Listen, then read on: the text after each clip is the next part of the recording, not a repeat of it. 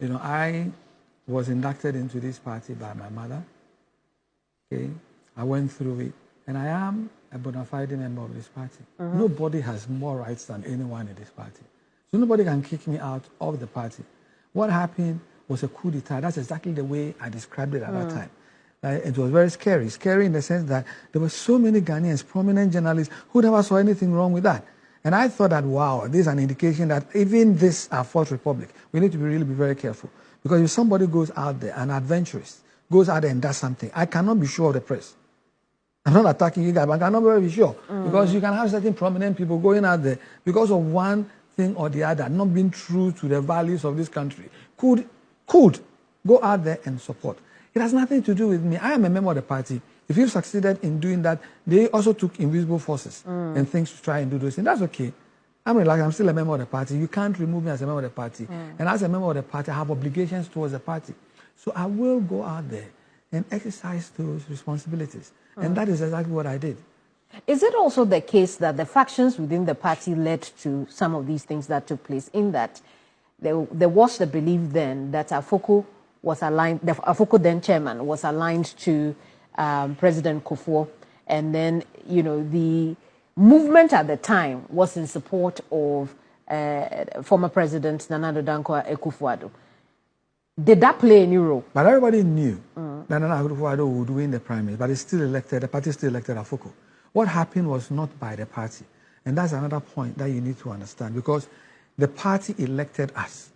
So if you thought that you could, in any case, they tried. They tried going for the 40% signature. They didn't get it. If you remember, go back into the archives. They went all around. They held meetings at Central Region, Bronga Hafo. They couldn't get the 40%. So the party was saying no.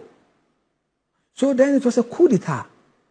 You get my point? So the party didn't do anything. The factions didn't play any role? As for factions, I don't want to even go there. I don't have a problem with factions necessarily, because it's just people grouping around ideologies, which can be healthy. It's when it becomes a cult that people then do all kinds of silly things. So I think factions can be healthy, because we are a center-right party. We have an ideology. People can have people to the right of the ideology, to the left of the right, and they have to group and form associations, even within the party. That's fine. That's not my problem. Whatever it is, it's speculative at this time. I haven't done any research to really know that those were the reasons. I don't want to speculate. I don't want to assume something that I don't know. But I mean, as an executive at that time, did you get the impression that those factions were creating problems?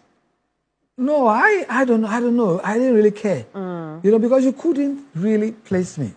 Difficult to place me, because before I became the vice chairman, I was a Greater Accra Regional chairman, and I can challenge you. You ask any of the aspirants at that time if I did not give them equal access in Greater Accra.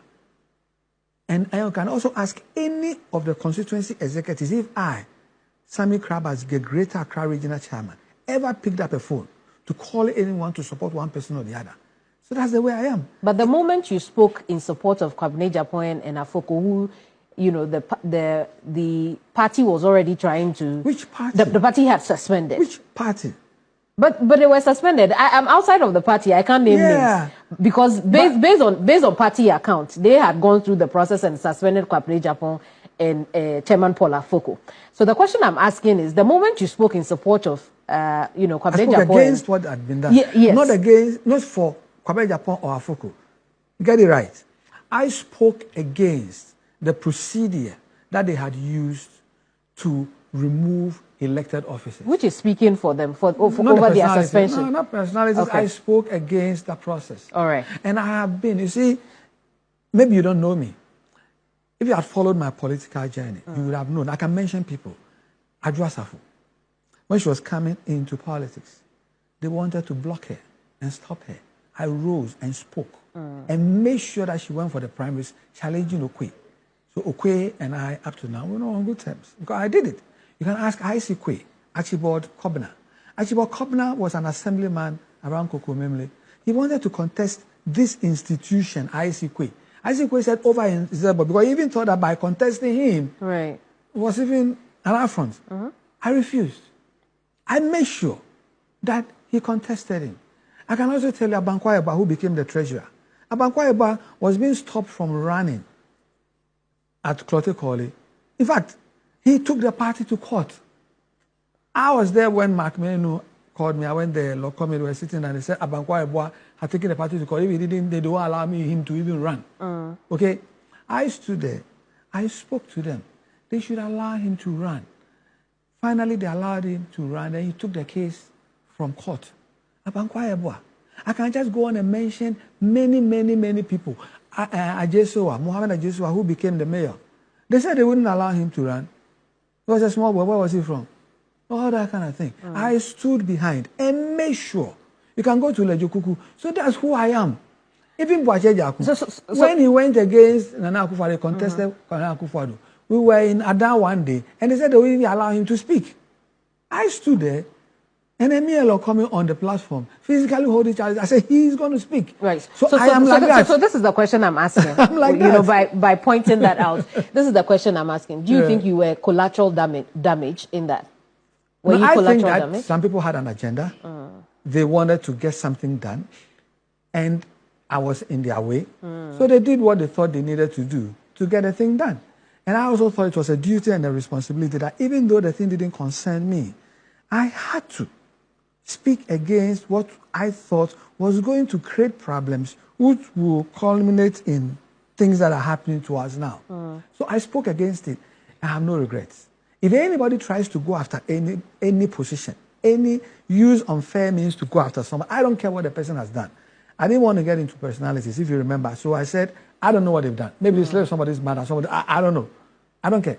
What I care about is, are you applying the internal procedural justice system that has all been agreed by everyone? That's all I care about as an officer. Because that's what I was sworn in to protect. If I protect that, then people will have fair hearings. You know, they will be going through. You can't pick somebody, do a coup d'etat, remove that person. Because at the end of the day, it's going to trickle down. It's going to go after people's confidences. They're going to lose confidence. They're going to cow.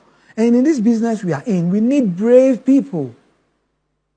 When somebody is stealing a Labala box, you need a weak person to go stand there. You need somebody who can stand his ground or her ground.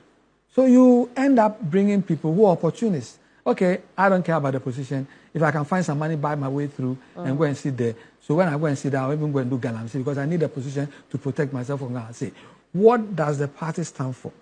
You have people deviating from the values of the party because now those who will care will not put themselves up for somebody sitting somewhere to come and talk to them about. Who will do that? And that was what I was fighting against.